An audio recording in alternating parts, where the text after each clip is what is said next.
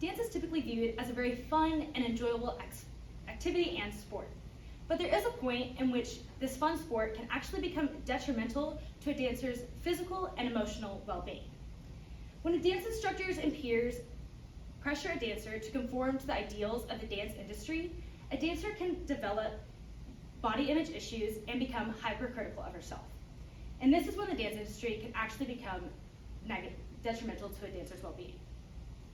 A study conducted by the International Journal of Eating Disorders found that 83% of dancers have reported some form of eating pathology. This includes anorexia nervosa, compulsive overeating, and bulimia. So what is the cause of eating disorders? Now, the exact cause of eating disorders is unknown, but according to the Mayo Clinic, it is likely a combination of biological, psychological, and environmental factors. Now, a dancer's environment consists of hours standing in front of a mirror, looking at herself, and critiquing her performance, her movement, and her body.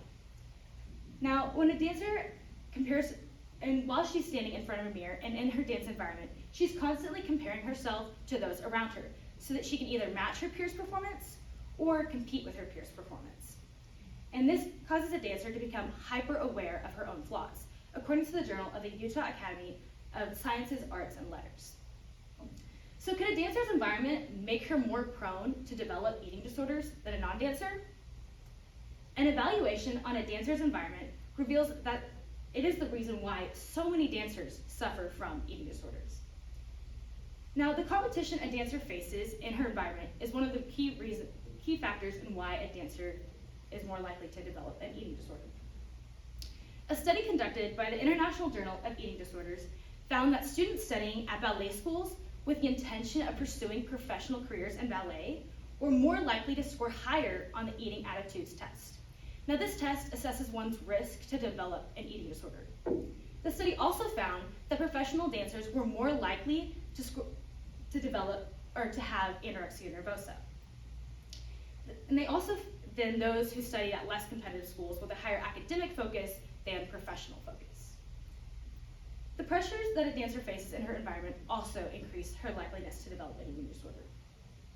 Anais Garcia is an ex-dancer who described her battles with anorexia nervosa as she struggled to start a professional career in ballet. She had auditioned for the Baltimore School for the Arts, which is a high school with an exceptional reputation in ballet.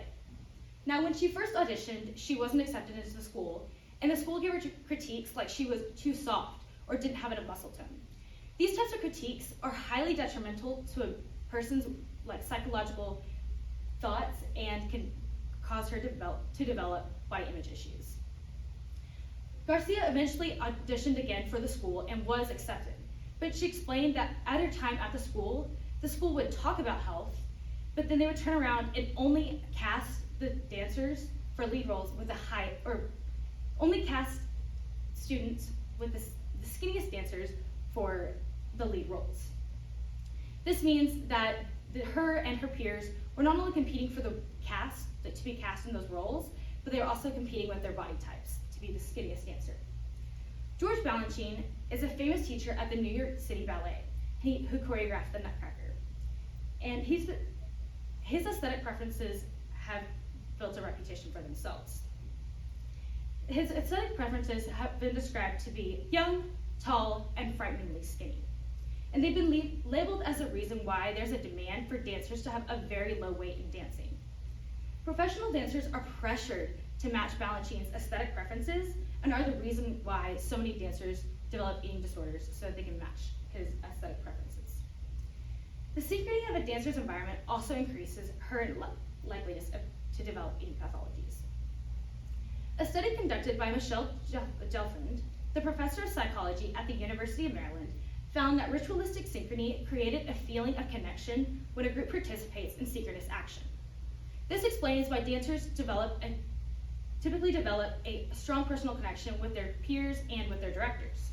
Now, this bond can be highly beneficial for a dancer, self-esteem, but it can also become detrimental for a dancer when that dancer depends on the validation of her peers and her directors, and it also increases her willingness to conform. The study also found that synchrony increased obedience. Obedience is typically viewed as a very positive quality, but synchrony can lead to destructive obedience. Eating pathologies are a form of this destructive obedience because dancers are conforming to their directors' and peers' ideals to the extreme that they're physically harming themselves. But others argue that it's not a dancer's environment that increases her likelihood of developing an eating disorder, but instead is more her personality that increases her likeliness. Because most dancers have the personality of being a perfectionist. A study at the Department of Psychological Sciences at the University of Connecticut found that those who have personality dysfunctions, like perfectionism, and have an unhealthy pattern of thinking and behaving, are more likely to develop eating disorders. The study also found that there's a positive linear relationship between maladaptive beliefs and the eating attitudes test score. Now this means that maladaptive beliefs, which are negative beliefs in the environment surrounding oneself, contribute directly to personality disorders. Therefore, a dancer's environment increases her likeliness to develop personality disorders, and these personality disorders increase her likeliness to develop eating disorders. So although personality has a significant role in a person's likelihood of developing an eating disorder, when their environment encourages and condones unhealthy eating, a person's environment can become more influential in a person developing an eating disorder. A dancer's environment is a significant factor in why so many dancers suffer from disordered eating. But this can only be changed if the dance industry decides to lower their aesthetic preferences and ideals and decides to accept and cast dancers with normal and healthy body weights. With the emergence of plus-size acceptance, there is hope that the dance industry will lower their aesthetic preferences and will stop promoting unhealthy relationships with food. Thank you. Can you tell me what information you needed from your research that maybe you were not able to find or locate? I was hoping when I first started my research to go into depth about how a dancer's uniform or the costumes that they wear, like this tight clothing and the leotards and the unitards and the tights that they wear, how that would affect their body image because they're so tight. And when I started my research, I was hoping that I could find like credible articles and stuff about this topic. And the only one I could find was from the International Chair of Kinanthropometry. And it discussed how when a dancer wears like baggier clothes, they felt better, they had a better performance, and how they felt better like about their body image, and then when they wore like tighter clothing. And so I was hoping to find more.